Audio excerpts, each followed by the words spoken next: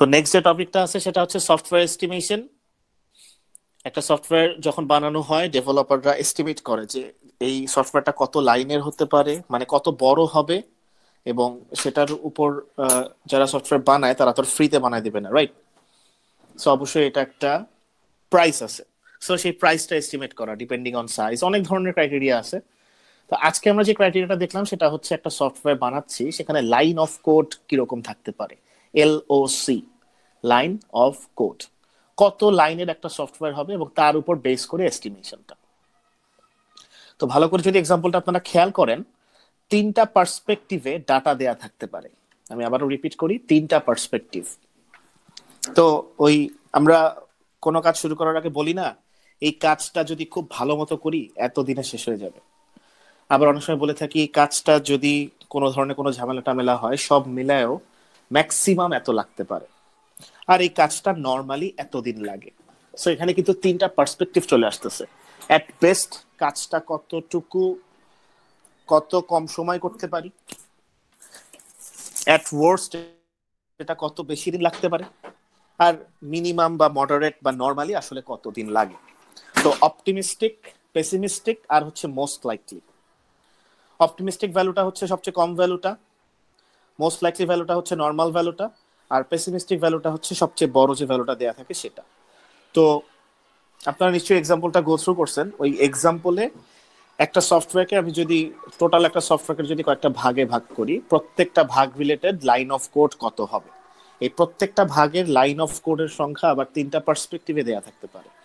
Optimistic value, most likely value, pessimistic value.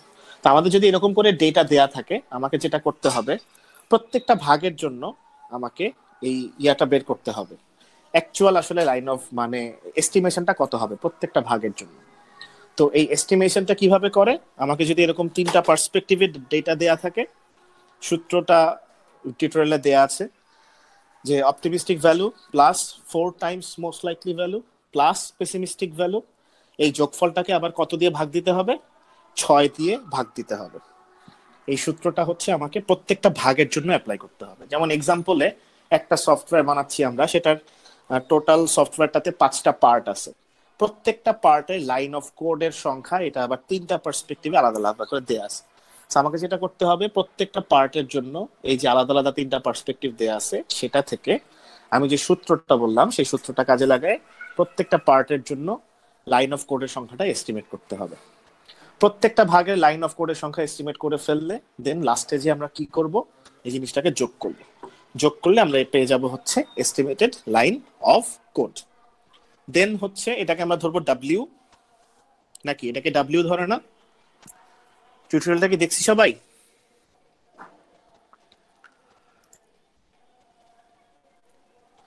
আমি যে কথাগুলো বললাম আপনারা কি বুঝতে পারছেন? কোনো জায়গা মানে আনক্লিয়ার আছে যে বুঝি নাই?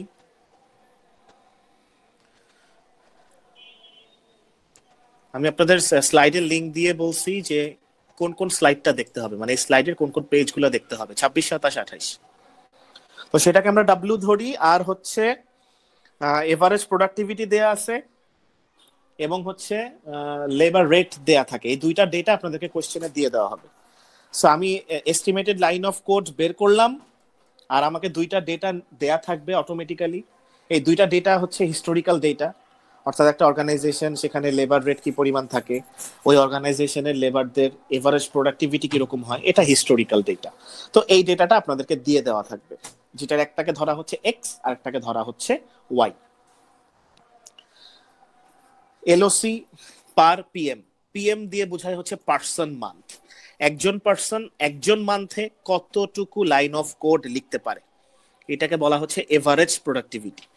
নাম্বার অফ লাইনকে ভাগ দেওয়া হয় কি দিয়ে ভাগ দেওয়া হয়, number of person number of মান্থের গুণফল দিয়ে। তো নাম্বার অফ পার্সন যদি একজন হয় আর নাম্বার অফ মান্থ যদি 1 হয়, 1 আর 1 গুণ করলে 1 হচ্ছে। তো আমি যাকেই 1 দিয়ে ভাগ দিই না কেন সেই ভ্যালুটাই।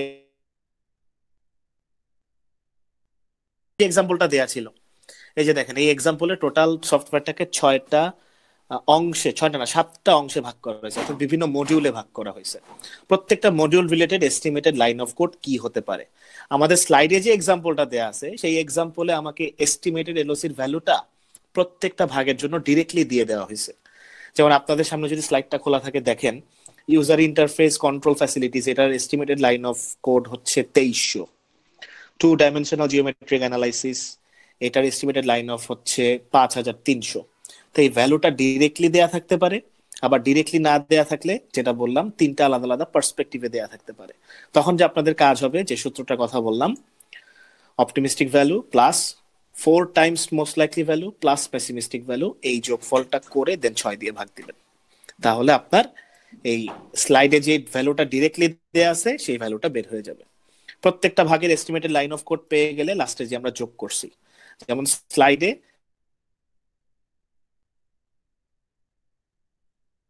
এস্টিমেটেড লাইন অফ কোড প্রত্যেকটার জন্য দেয়া আছে, এটা যোগ করে লাস্টে আসে কত, 33,200। এটাকে আমরা ধরতেছি হচ্ছে ডাব্লিউ। এটা আমরা বের করে নিলাম, আর আমাদের এভারেজ প্রোডাক্টিভিটি আর লেবার রেট দেয়া থাকবে, যেটা আমি বললাম। এভারেজ প্রোডাক্টিভিটিকে আমি এক্স ধরবো। তো এভারেজ প্রোডাক্টিভিটির সূত্র, ইউনিটটা কি, এককটা কি, এককটা হচ্ছে এলওসি পার পিএম। এই পিএম দিয়ে বোঝায় পার্সন মান্থ।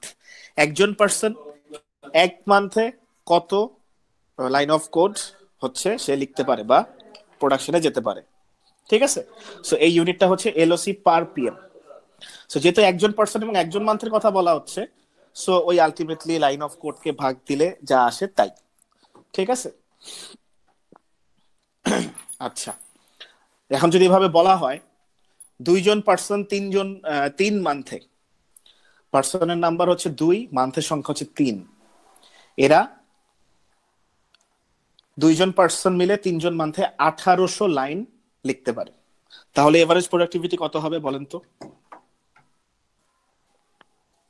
আমি আবারও বলি, দুইজন পার্সন 3 মান্থে, অর্থাৎ দুইজন কোডার মিলে 3 মাসে 1800 লাইন লিখতে পারে।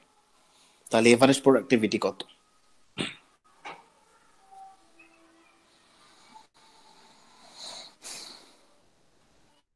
বলেন দেখি।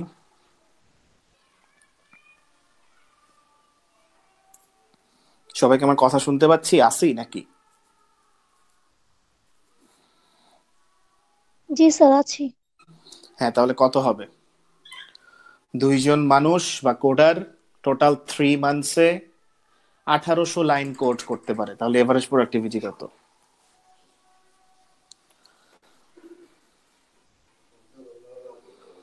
আচ্ছা, লাইন অফ কোড কত? 1800। 1800 ডিভাইডেড বাই পিএম। পিএম মানে কি? পার্সন ইনটু মান্থ, পার্সন আর মান্থের গুণফল। পার্সনের সংখ্যা কত? 2, মান্থের সংখ্যা কত? 3। তাহলে 1800 ডিভাইডেড বাই 2 × 3, তার মানে কত? 1800 ডিভাইডেড বাই 6, তাহলে কত আসে? 300।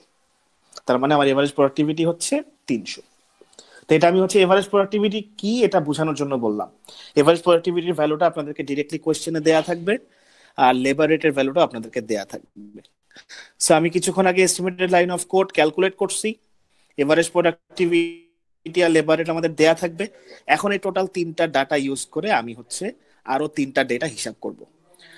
Cost per line of code, প্রত্যেক লাইন অফ কোডের জন্য কস্ট কতটুকু পড়তেছে, টোটাল এস্টিমেটেড তাহলে প্রজেক্ট কস্ট কত হবে সেটা, আর এস্টিমেটেড এফোর্টটা কত হবে। এগুলা হচ্ছে তার সূত্র। কস্ট পার লাইন অফ কোডের সূত্র কি? y/x। আমাকে কি বের করতে হবে?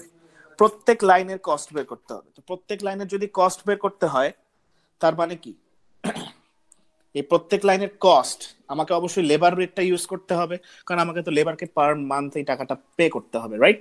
So cost per line of code কি হচ্ছে? y/x। প্রত্যেকটা লেবারের এভারেজ মানে লেবার রেট হচ্ছে এত, আর এভারেজ প্রোডাক্টিভিটি হচ্ছে এত। তাহলে আমি পেয়ে গেলাম হচ্ছে y/x। তাহলে অ্যান্সার কত আসতেছে এখানে আমাদের স্লাইডে? $13। এই সূত্রগুলো আপনাদেরকে মনে রাখতে হবে। তাহলে কস্ট পার লাইন অফ কোডের সূত্র কি? Labour rate divided by average productivity. আচ্ছা, প্রত্যেকটা লাইনের কস্ট পেয়ে গেলে টোটাল প্রজেক্টের কস্ট কতটুকু হবে? এটা তো ভেরি ইজি।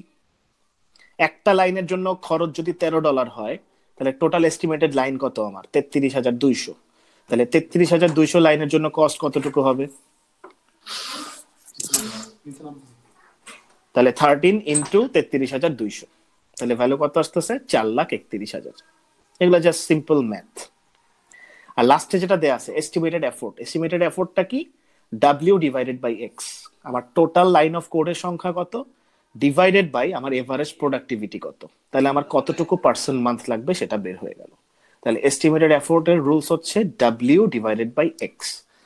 এটার অ্যান্সার আসতেছে কত, 54 মান্থ। এখানে একটা ব্যাপার আছে, 54 মান্থ, এটা কিন্তু অনেক ধরনের ভ্যালুকে সিগনিফাই করতে পারে। 54 মান্থ মানে কি, এটা হচ্ছে পার্সন মান্থের গুণফল। তার মানে আমার পার্সনের সংখ্যা যদি 54 হয়, কাজটা 1 মাসে শেষ হয়ে যাবে। কারণ 54 মান্থ মানে কি, পার্সন এবং মান্থের গুণফল।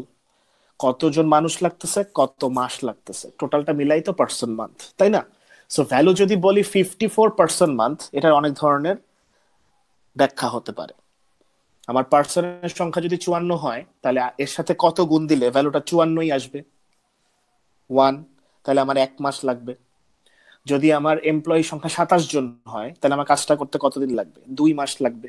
মানে সোজা বাংলা কথা হচ্ছে, এই যে 54 আসছে, 54 যে অ্যান্সারটা আসছে, এই 54 মানে হচ্ছে কতজন পার্সন লাগবে মাল্টিপ্লাই বাই কত মাস লাগবে। পার্সন এবং মান্থ এই দুইটার গুণফলই ইন্ডিকেট করতেছে হচ্ছে আমাদের এখানে কি, এস্টিমেটেড এফোর্ট। তো সেটার ভ্যালু যদি 54 হয়, আমি যদি পার্সন 54 জন নেই, 1 মাস লাগবে। যদি পার্সন 27 জন নেই, তাহলে 2 মাস লাগবে। যদি পার্সন আমি 18 জন নেই, তাহলে 3 মাস লাগবে। সো এটা হচ্ছে পার্সন মান্থের ব্যাখ্যা।